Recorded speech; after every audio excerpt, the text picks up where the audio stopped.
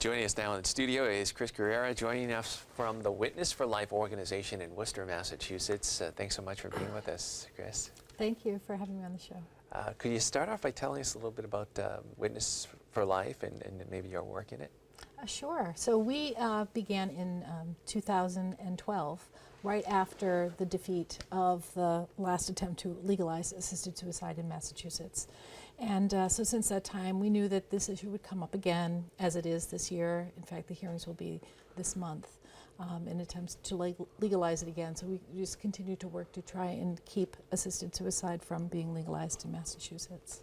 Can you help me and all of us, perhaps, to understand some of the terminology? I sometimes hear physician-assisted suicide, and then I hear doctor-prescribed suicide. Are these terms interchangeable, or is one more accurate? They are both interchangeable, and in fact, now you'll see a trend where they want to call it medical aid in dying, because they want to remove the word suicide from the terminology, because it sort of distracts from what the actual act is, which is, somebody taking their own life. So across the United States, in any case, whatever you want to call it, Yes. this doctor-prescribed suicide is under consideration. Can you tell us about the St. Joseph Initiative? Because I think this is a very important initiative to help us in this battle. Yeah, so Witness for Life has been working through the parishes in the Diocese of Worcester, or anybody else who's interested. So we have a script that's read. It's 3 minutes long, and it talks about what's problematic about assisted suicide. So it talks about several different points, and then so it's ideally read at the end of Mass, and then we have brochures that are available that are usually placed in the bulletin so that people can have more information. It has a little tear-off on it so that people can send it to their legislature so that they can tell them that they, why they oppose assisted suicide. So right now, the next attempt to legalize is through the legislature, so they are having public hearings. And so by letting them know that you're against it, when they hear, for each person that they hear, they know that there's a lot more people behind that that are against assisted suicide. So. And I know, Kris, you work in the medical field as well. Maybe you could talk a little bit about, it's the MOLST, M-O-L-S-T, and some of the common misconceptions for that. Yeah, so I'm a physician assistant.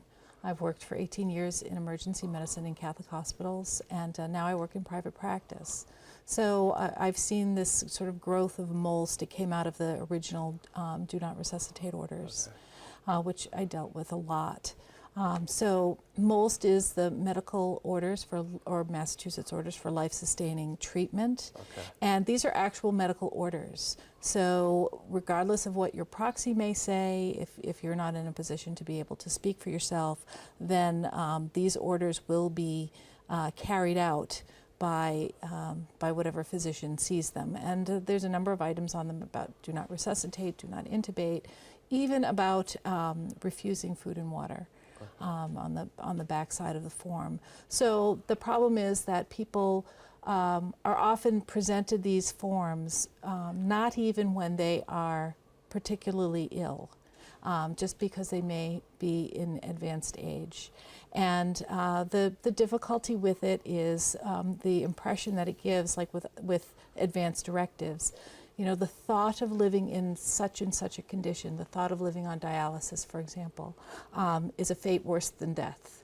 And so therefore, I'm going to sign this form that says if ever, that is a situation that I'm in, that I would rather die than to live in that situation. That just undermines human dignity. So there's, it's a way of advancing the whole idea towards full euthanasia, voluntary and involuntary euthanasia. A fate worse than death. Those are mighty words, for someone who is elderly and facing the unknown. And I was with a family yesterday, asked to come over and give the sacrament of the sick and Holy Communion to their mother, and really great moment, a very powerful moment as they are working to accompany her in her last days and weeks. But I do feel badly, in my head, and I know these people are out there who are alone, who don't have anyone to accompany them. So it's great the work that you're doing, because we need to be that that community that surrounds people who are struggling with end-of-life issues. Isn't that the truth? Isn't that truly Christian and Catholic? Absolutely, that's what love is about, right? Not to say, well, you know, if you know, if that's what you want, then go ahead. I mean, that just is not how we live in charity with one another. And the forms become even more confusing. You know, we got a call from a patient who was in rehab, and then the visiting nurse called us and said, she doesn't want to be do not resuscitate. She doesn't even know she signed the form. And I said, well, you just need to tear it up, thank goodness.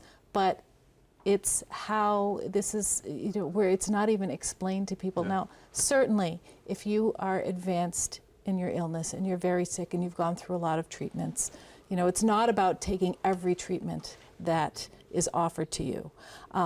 It's a matter of prudence in terms of when these are used, and really you need to be pretty well along and pretty advanced to even be considering signing a MOLST form.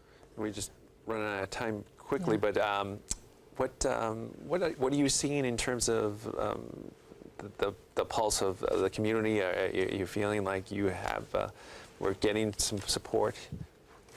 Right. Well, so this is the odd part, because I see one thing on in the medical community side where I unfortunately see a movement towards the culture of death, and I see something completely different in our pews where people understand that this issue is really not it's not what they're in favor of, not what they want to see happen. Witnessforlife.com is their website, right? Yeah, that's the website. Okay. Yes, Well, thank you. Thank you so much, Kris, for being with us. Thank you so much. Thank you as well for joining us. God bless everyone.